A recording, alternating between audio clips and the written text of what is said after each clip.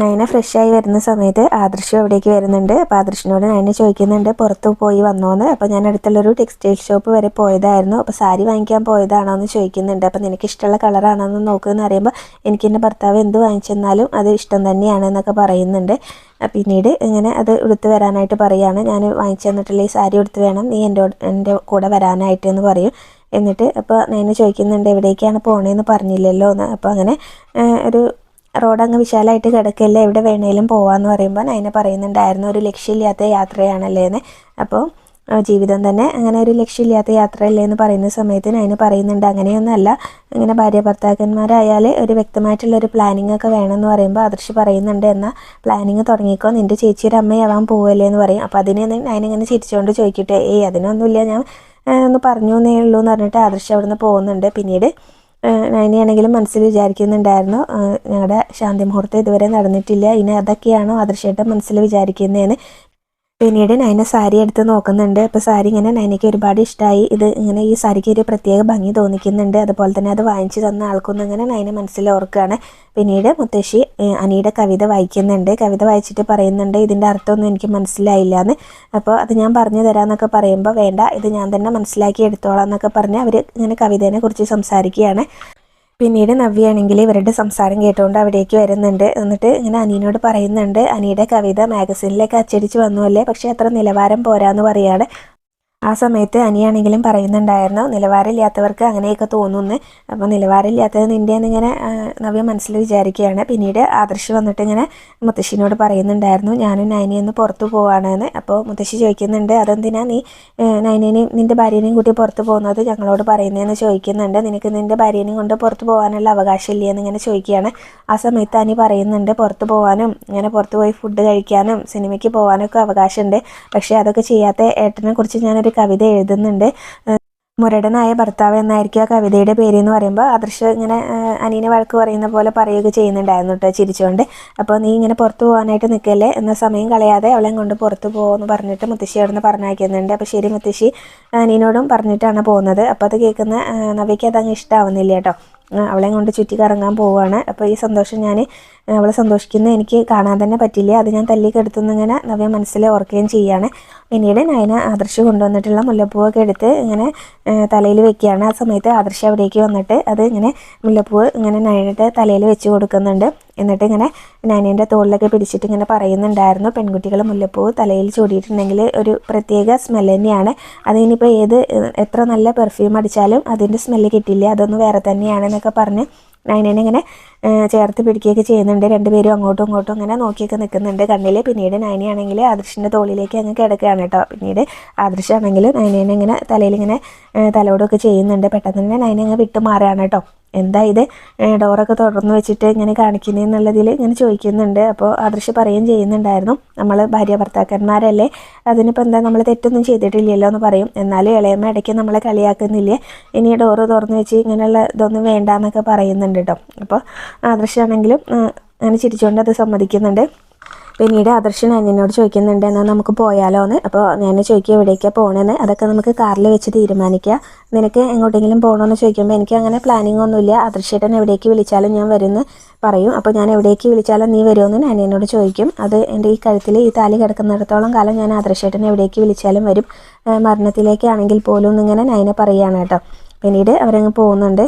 അതിനുശേഷം നവ്യയാണെങ്കിൽ ഇങ്ങനെ അവരെ പുറത്ത് പോകാമെന്ന് പറഞ്ഞപ്പോൾ നവ്യയ്ക്ക് അത് സഹിക്കാൻ പറ്റുന്നില്ല. അങ്ങനെ നവ്യ മനസ്സിൽ വിചാരിക്കുന്നുണ്ട് ഇങ്ങനെ കല്യാണത്തിന് മുന്നേ എനിക്ക് ഒരുപാട് പ്രതീക്ഷകളായിരുന്നു എന്നൊക്കെ ഇങ്ങനെ മനസ്സിൽ ഓർത്തുകൊണ്ടിരിക്കുകയാണ്. അപ്പോൾ ദേവയാനി അതിൽ പോകുന്നത് കാണുമ്പോൾ പെട്ടെന്ന് തന്നെ ഫോൺ എടുത്ത് അബീനെ വിളിക്കുന്ന പോലെ സംസാരിക്കുകയാണ്. നീ ഇങ്ങനെ കറങ്ങി തിരിഞ്ഞ് നടന്നോ, നിൻ്റെ ഏട്ടൻ ഇങ്ങനെ അവളെയും കൊണ്ട് പുറത്ത് പോവുകയാണ്, സിനിമയ്ക്കും ഫുഡ് കഴിക്കാനൊക്കെ പോവുകയാണെന്നൊക്കെ പറഞ്ഞിട്ട് ഇങ്ങനെ ഓരോന്ന് പറഞ്ഞുകൊണ്ടിരിക്കുകയാണ്. ആദർശേട്ടൻ ഇങ്ങനെ അമ്മേനെ പേടിച്ചാണ് ഓരോന്നും ചെയ്യാതിരിക്കുന്നത്, ഇനി കുറച്ച് കഴിഞ്ഞാൽ നമുക്ക് കാണാൻ പറ്റും അമ്മേനെ ധിക്കരിച്ച് ആദർശേട്ടൻ പോകുന്നതൊക്കെ എന്നിങ്ങനെ പറഞ്ഞിട്ട് ഇങ്ങനെ ദേവയാനി കേൾക്കാൻ വേണ്ടിയിട്ടാണ് അങ്ങനെ പറയുന്നത്.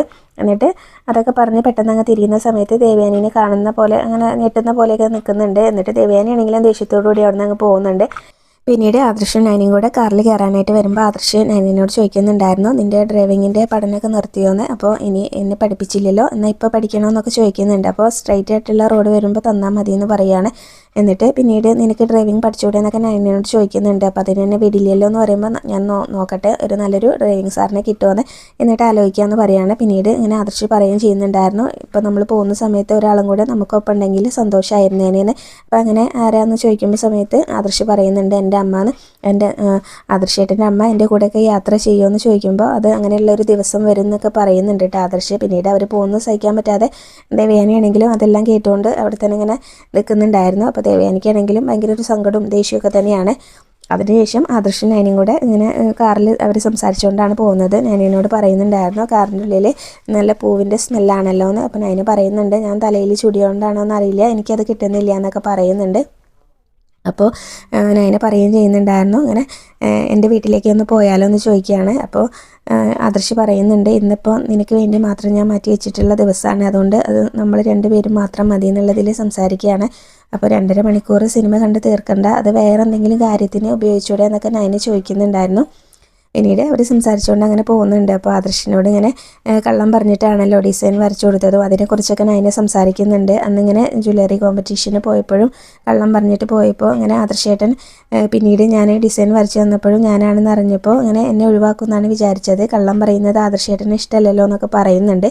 അപ്പോൾ ആദർശ് പറയുകയും ചെയ്യുന്നുണ്ടായിരുന്നു, കള്ളം പറയുന്നത് എനിക്ക് ഇഷ്ടമല്ല, പക്ഷേ നിൻ്റെ ഗതികേട് കൊണ്ടല്ലേ അത് ചെയ്തത് എന്നുള്ളതിൽ പറയുകയാണ്. അപ്പം നിൻ്റെ കഴിവ് ഞാനിതുവരെ മനസ്സിലാക്കിയിട്ടില്ല, അതുകൊണ്ടൊക്കെ തന്നെയാണ് ഞാൻ ഇന്ന് നിനക്ക് വേണ്ടി ഒരു ദിവസം മാറ്റി വെച്ചതെന്നൊക്കെ പറഞ്ഞിട്ട് ഇങ്ങനെ സംസാരിക്കുകയാണ്. പിന്നീട് അവരിങ്ങനെ ഒരു കോഫി ഷോപ്പിൽ എത്തുന്നുണ്ട്. അപ്പോൾ അവരവിടെ ഇങ്ങനെ ജ്യൂസ് എന്തോ കുടിച്ചുകൊണ്ടിരിക്കുകയാണ്. അപ്പോൾ 2 പേർക്കും തണുപ്പ് അങ്ങനെ പറ്റില്ലല്ലോ. അപ്പോൾ എന്നിട്ടും ഞാനത് എതിർത്ത് പറയാത്തത് ഇന്ന് ഇങ്ങനെ ഒരു ദിവസം ആയതുകൊണ്ടാണെന്നൊക്കെ നൈന പറയുന്നുണ്ട് കേട്ടോ. പിന്നീട് ആദർശം അങ്ങ് തണുപ്പുള്ളത് കഴിക്കുമ്പോഴും ഇങ്ങനെ നൈനയ്ക്ക് ഭയങ്കര ഒരു പേടിയൊക്കെയാണ്. അപ്പം മതി എന്നൊക്കെ പറയുന്നുണ്ട്. അപ്പോൾ ആദർശ് പറയുന്നുണ്ട്, ഇത് കുടിച്ചാൽ പിന്നെ ഇത് ഇങ്ങനെ നിർത്താൻ പറ്റില്ല എന്നൊക്കെ പറയുന്നുണ്ട്. ഇനിയിപ്പോൾ രാത്രി എന്തൊക്കെ വരുമെന്ന് ആർക്കറിയാമെന്ന് പറയുമ്പോൾ ആദർശ് പറയുന്നുണ്ട്, ഇനിയൊന്നും സംഭവിക്കുകയൊന്നുമില്ല, ഇങ്ങനെ ഇൻഹേലറൊക്കെ നീ ഇങ്ങനെ സൂക്ഷിച്ച് വെച്ചിട്ടുണ്ടല്ലോ എന്നൊക്കെ പറയുന്നുണ്ട്. അപ്പോൾ അധികം ബുദ്ധിമുട്ടേണ്ടി വരില്ല എന്ന് പറയാണ്. പിന്നീട് നൈന ജ്യൂസ് അങ്ങ് വാങ്ങി വെക്കുന്നുണ്ട് കേട്ടോ, മതി കുടിച്ചത്, ഞാനും നിർത്തിയെന്ന് പറയുകയാണ്. പിന്നീട് അവർ ശ്വാസം മുട്ടിയപ്പോൾ കുട്ടിക്കാലത്തെ ശ്വാസം മുട്ടൽ ഇങ്ങനെ കൂടുതലുണ്ടായ സമയത്തും ദേവയാനി അടുത്തുനിന്ന് മാറാത്ത കാര്യങ്ങളെ കുറിച്ച് പറയുന്നുണ്ടായിരുന്നു. ഇപ്പോഴും അങ്ങനെ മാറാതെ ഒരാളുണ്ടല്ലോ കൂടെ എന്നിങ്ങനെ ആദർശിനോട് നൈന പറയുന്ന സമയത്ത്, നീ എപ്പോഴും എൻ്റെ അടുത്തുനിന്ന് മാറാതിരിക്കുന്നതാണ് എനിക്കിഷ്ടമെന്ന് ആദർശ് പറയുകയും ചെയ്യുന്നുണ്ടായിരുന്നു. പിന്നീട് ഇനി എപ്പോഴാണ് നമ്മൾ മടങ്ങുന്നതെന്ന് ചോദിക്കുമ്പോൾ ഇങ്ങനെ ഇപ്പം നമുക്ക് തിയേറ്ററിലേക്ക് പോവാം, ഇങ്ങനെ വെയിലൊക്കെ പോയ ശേഷം നമുക്ക് ബീച്ചിലേക്ക് പോവാം, എന്നിട്ട് രാത്രി ഫുഡൊക്കെ കഴിച്ചിട്ട് മടങ്ങാമെന്ന് പറയുകയാണ്. പിന്നീട് അവിടെ ഇരിക്കുന്ന സമയത്താണെങ്കിലും ആദർശ് നൈനയുടെ കൈൻ്റെ മേലെ ഇങ്ങനെ കൈ വയ്ക്കുന്നുണ്ട്. ആ സമയത്ത് നൈനയാണെങ്കിലും ആദർശിൻ്റെ മേലെ കൈയൊക്കെ എടുത്ത് വെക്കുന്നുണ്ട്. പിന്നീട് കാണിക്കുന്നത് അവർ രാത്രി വീട്ടിലേക്ക് വരുന്നതാണ്. അപ്പോൾ വരുന്ന സമയത്ത് ജലജ അവിടെ തന്നെ ഇരിക്കുന്നുണ്ടാവും. 2 പേരും ഇങ്ങനെ കറങ്ങി തിരിഞ്ഞ് വന്നിരിക്കുകയാണെന്ന് ഇങ്ങനെ മനസ്സിലോർക്കുകയും ചെയ്യുന്നുണ്ട്. പിന്നീട് അവർ അകത്തേക്ക് കയറുന്ന സമയത്താണെങ്കിലും ഇങ്ങനെ ജലജ പറയുന്നുണ്ടായിരുന്നു, 2 പേരുടെ കറക്കമൊക്കെ കഴിഞ്ഞ് വന്നോന്ന് ചോദിക്കുമ്പോൾ ആദർശ് പറയുന്നുണ്ട്, അവളെ ഒന്ന് റിലാക്സ് ചെയ്യിപ്പിക്കാൻ വേണ്ടി കൊണ്ടുപോയതാണെന്ന് പറയും. ആ സമയത്ത് ജലജ ഇങ്ങനെ കുത്തിക്കൊണ്ട് പറയുന്നുണ്ട്, ഭാര്യയെ ഇങ്ങനെ റിലാക്സ് ചെയ്യിപ്പിക്കാൻ ഭർത്താവ് തന്നെയാണ് കൊണ്ടുപോകുന്നത്, അപ്പോൾ അതൊക്കെ നല്ല കാര്യം തന്നെയാണ്, പക്ഷേ ഇവിടെയുള്ള നിൻ്റെ അമ്മയെ നീ മറന്നുപോയി എന്നുള്ളതിൽ സംസാരിക്കുകയാണ് കേട്ടോ. ഏട്ടത്തി രാവിലെ എന്തോ കഴിച്ചതാണ്, ഇതുവരെ ഒന്നും കഴിച്ചിട്ടില്ല, ഈ ദിവസം മുഴുവൻ പട്ടിണിയായിരുന്നു എന്ന് പറയുകയാണ്. അപ്പോൾ ആദർശ് അതെന്ത് പറ്റിയെന്നൊക്കെ ചോദിക്കുന്നുണ്ട്. അപ്പോൾ നൈനയും ചോദിക്കുന്നുണ്ട് എന്ത് പറ്റി അമ്മയ്ക്ക് എന്നുള്ളത്. അപ്പോൾ അത് അമ്മയോട് തന്നെ പോയി ചോദിക്കുകയെന്ന് പറയുകയാണ്. അപ്പോൾ പിന്നീട് ആദർശാണെങ്കിലും പറയുന്നുണ്ടായിരുന്നു, അമ്മ ഇവൾക്ക് ഇങ്ങനെ ജ്വല്ലറിയിൽ ജോലിയൊക്കെ കൊടുക്കാൻ പറഞ്ഞല്ലോ എന്ന്, അതൊക്കെ നിൻ്റെ മനസ്സറിയാൻ വേണ്ടിയിട്ട് ഏട്ടത്തി ഓരോന്ന് പറയുന്നതാണ്, നിനക്ക് നിൻ്റെ അമ്മയെ ഇതുവരെ മനസ്സിലായിട്ടില്ലേ എന്നൊക്കെ ചോദിക്കുന്നുണ്ട്. ഏട്ടത്തി ഇവളെ ഒരിക്കലും മരുമകളായിട്ട് അംഗീകരിക്കാൻ പോണില്ല ഈ ജന്മം എന്നൊക്കെ പറയുന്നുണ്ട്. അപ്പോൾ ഇങ്ങനെ ഇനി എന്തായാലും ഇപ്പോൾ ഏട്ടത്തിയുടെ പിണക്ക് എങ്ങനെയെങ്കിലുമൊക്കെ മാറ്റാനൊക്കെ നോക്കുമെന്ന് പറഞ്ഞിട്ട് ഇങ്ങനെ അവിടെ നിന്ന് അങ്ങ് പോവുകയാണ് കേട്ടോ ജലജയാണെങ്കിലും. അപ്പോൾ ആദർശ് പറയുകയും ചെയ്യുന്നുണ്ടായിരുന്നു, നമ്മൾ വരുന്നത് നോക്കിയിരിക്കുകയായിരുന്നു തോന്നുന്നുണ്ട് ഇങ്ങനെ പരദൂഷണം പറയാൻ, അവരായിരിക്കും അമ്മയുടെ മനസ്സിലേക്ക് ഓരോന്നിങ്ങനെ ചൂട് പിടിപ്പിച്ച് കൊടുത്തതെന്നൊക്കെ പറയുന്നുണ്ട്. അപ്പോൾ നൈന പറയുന്നുണ്ട്, ഫുഡ് കഴിച്ചിട്ട് നമുക്ക് പെട്ടെന്ന് തിരിച്ചു പോരാമെന്ന് ഞാൻ പറഞ്ഞതല്ലേ എന്നിങ്ങനെ ചോദിക്കുകയാണ്. അപ്പോൾ ആദർശ് ചോദിക്കുന്നുണ്ട്, അങ്ങനെ വന്നില്ലെങ്കിൽ നിനക്ക് എന്തെങ്കിലും നഷ്ടം സംഭവിച്ചോ എന്നൊക്കെ ചോദിക്കുകയാണ്. അപ്പോൾ നൈന പറയുന്നുണ്ട്, ഞാൻ എൻ്റെ ഭർത്താവിൻ്റെ കൂടെയല്ലേ സിനിമയ്ക്കും പുറത്തും അതുപോലെ തന്നെ ഫുഡ് കഴിക്കാനൊക്കെ പോയത്, അപ്പോൾ അത് ഒരു ഭാര്യയ്ക്കും ഇങ്ങനെ ബോറായിട്ട് തോന്നുന്നില്ല എന്നൊക്കെ പറയുന്നുണ്ട്. പിന്നീട് ആദർശ് അമ്മേനെ ഒന്ന് കണ്ടിട്ട് വരാമെന്ന് പറഞ്ഞ് അവിടെ നിന്ന് പോകുന്ന സമയത്ത് നൈന ഇങ്ങനെ ഓർക്കുന്നുണ്ട്, ഈ കിട്ടിയ സന്തോഷം പെട്ടെന്ന് തന്നെ ഇല്ലാതാവുകയാണെന്ന് ഓർക്കുന്നുണ്ട്. പിന്നീട് ദേവയാനിയാണെങ്കിൽ നയനയാണെങ്കിലും അവിടെ അങ്ങനെ സോഫയിൽ കിടക്കുകയാണ്. അപ്പോൾ ആദർശ് വന്നിട്ട് ചോദിക്കുന്നുണ്ട് എന്ത് പറ്റി അമ്മയ്ക്കെന്ന് ചോദിക്കുകയാണ്. അപ്പോൾ ദേവയാനി എണീറ്റിരിക്കുകയൊക്കെ ചെയ്യുന്നുണ്ട്. പിന്നീട് എന്ത് പറ്റിയെങ്കിലും ഒന്ന് പറഞ്ഞുകൂടെ എന്നൊക്കെ ചോദിക്കുകയാണ്. അമ്മയ്ക്ക് എന്താ തലവേദന ഉണ്ടെന്നൊക്കെ ചോദിച്ചിട്ട് ഇങ്ങനെ ദേവയാനിയുടെ തലയിൽ കൈവയ്ക്കുന്ന സമയത്ത് തൊട്ടു പോകരുത് തന്നെ എന്ന് പറയുകയാണ് കേട്ടോ. പിന്നീട് ദേവയാനി ഒന്നും മിണ്ടൊന്നും ചെയ്യുന്നില്ല. പിന്നീട് ആദർശ് റൂമിലേക്ക് വരുന്ന സമയത്ത് നയന ഇങ്ങനെ ബെഡ്ഷീറ്റൊക്കെ റെഡിയാക്കിക്കൊണ്ടിരിക്കുകയാണ്. എന്നിട്ട് ഇങ്ങനെ പറയുന്നുണ്ട് അമ്മ ഒന്നും മിണ്ടുന്നില്ല എന്നൊക്കെ ഇങ്ങനെ പറയുന്നുണ്ട്. അമ്മ മിണ്ടാതിരുന്നാലും ദേഷ്യം പിടിച്ചാലും എനിക്കൊന്നും ഉറക്കം പോലും വരില്ല, എനിക്കത് ഭയങ്കര ബുദ്ധിമുട്ടാണ്, ശ്വാസം മുട്ടുന്ന പോലെയാണ് എന്നൊക്കെ പറയാണ്.